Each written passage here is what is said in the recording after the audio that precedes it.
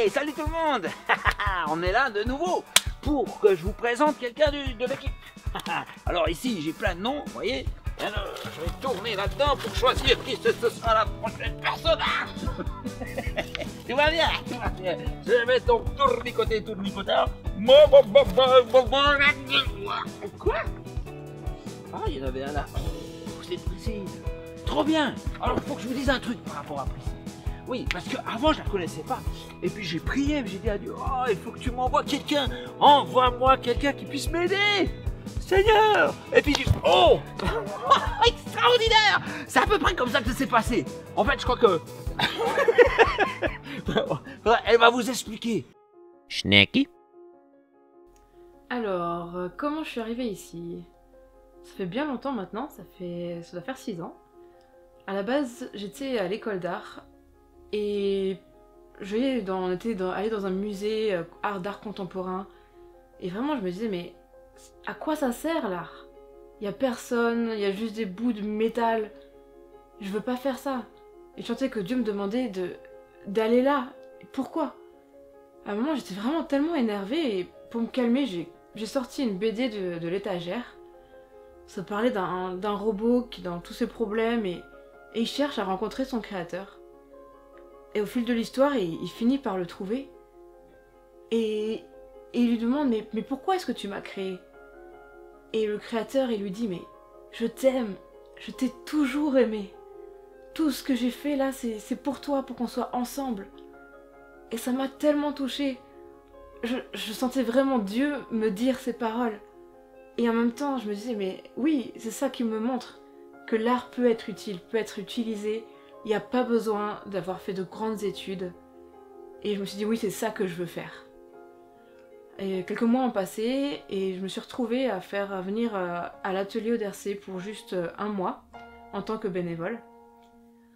Et pendant ce mois, Alain m'a parlé qu'il cherchait un secrétaire artistique.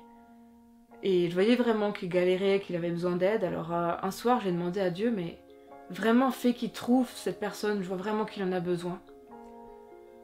Et Dieu m'a répondu et il m'a dit, bah cette personne-là, ce sera toi. Alors à la fin de mon temps de bénévolat, j'ai demandé, est-ce que je peux rester 1 an en tant que bénévole pour toi? Il a accepté. Et c'est comme ça que j'ai commencé à travailler pour lui.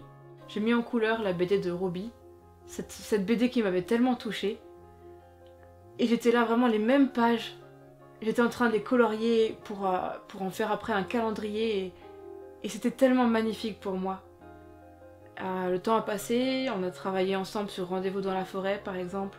Et à force de vivre à côté d'Alain, je voyais vraiment qu'il considérait Dieu comme son ami, mais vraiment, et qui discutait avec lui. Et moi je me disais, mais je vis pas ça, et est-ce que même on a le droit de vivre ça? Est-ce qu'on peut avoir une relation intime avec Dieu? Il est quand même bien beaucoup trop grand. Et souvent, quand j'étais vraiment beaucoup trop frustrée, bah comme souvent il le dit tout le temps, oui, allez dans la forêt. Alors bah j'allais dans la forêt. Et voilà, et je demandais à Dieu, mais est-ce que c'est possible? Et je lui criais vraiment toute ma frustration. Mais en sortant de la forêt, je voyais vraiment pas de changement et ça me frustrait encore plus. Jusqu'à un moment où vraiment j'ai senti qu'il fallait que j'aille au Canada faire une école de disciples avec Jeunesse en Mission. Et là-bas, on a lu toute la Bible en 1 semaine. C'était vraiment ultra impactant, voir toutes les promesses de Dieu, tout ce qu'il nous dit. J'ai vraiment commencé à avoir une relation intime, à discuter avec lui, à lui faire des câlins. C'était magnifique. Et il m'a rappelé, tu te souviens, quand tu étais dans la forêt en Suisse, toutes ces fois où tu as crié à moi, j'étais là, j'ai entendu ton cri, et c'est pour ça que je t'ai amené jusque-là. Et ça m'a tellement fait chaud au cœur que oui, aucune prière, aucune parole adressée à Dieu n'est oubliée et inutile. Alors, après plusieurs voyages, je suis retournée travailler à l'atelier. On a continué ensemble un bout de temps pendant plusieurs années. Et depuis, on travaille sur différents projets. Je travaille sur les illustrations d'un livre, La légende de Mi, une histoire que Alain a reçue de Dieu dans la forêt. Et actuellement, il m'a juste demandé de venir pour un mois pour l'aider à finir la BD d'Asvaltia 2. Et c'est pour ça que je suis là. Et en même temps que je suis là, il y a la campagne qui est en train de recherche de fonds, qui est là. Donc je vous invite vraiment à y aller. Soutenez ce projet, enfin vraiment, parce que j'ai lu cette BD, je connais la suite.